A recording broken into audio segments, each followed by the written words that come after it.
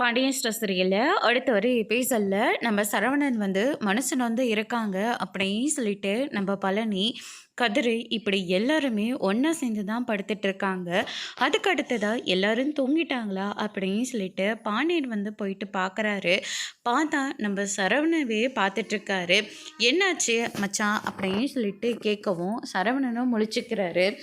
என்னாச்சு மச்சான் அப்படின்னு சொல்லிட்டு கேட்டுட்ருக்காங்க. சரவணனுக்கு அவன் ஒரு பொண்ணை எனக்கு ரொம்ப பிடிச்சிருக்கு, எனக்கு கல்யாணம் பண்ணி வச்சுருங்கன்னு சொன்னான். ஆனால் நான் தான் வீம்புக்காக அப்படியெல்லாம் ஒன்றும் பண்ணி வச்சிட முடியாது வேண்டான்னு சொன்னேன். சரின்னு அவனும் அந்த பொண்ணை விட்டு விலகிட்டான். நானாக தேடி ஒரு பொண்ணை அவன் தலையில் கட்டினேன். ஆனால் இன்றைக்கி அவனோட வாழ்க்கையே கேள்விக்குறியாக நின்றுட்டுருக்கு. வேண்டான்னு சொன்ன அந்த பொண்ணோட வாழ்க்கையும் கேள்விக்குறியாக நிற்குது. ரெண்டு பேர்த்துக்கும் கூட இப்போ நம்ம நினச்சா கல்யாணம் பண்ணி வைக்கலாம். ஆனால் நடுவில் ஒரு குழந்த வேறு இருக்குது. அதை நினச்சாதான் ரொம்பவே கஷ்டமாக இருக்குது.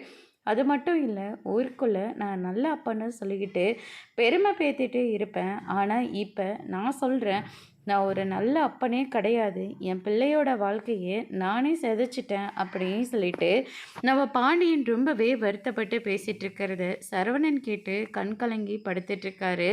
அதோடு இன்னைக்கான பிரம்ம முடிச்சிருக்காங்க. இனி பாண்டியன் ஸ்டோர் சீரியலில் அடுத்தடுத்து என்னெல்லாம் நடக்க போகுதுன்றதை வெயிட் பண்ணி பார்க்கலாம். தேங்க்யூ.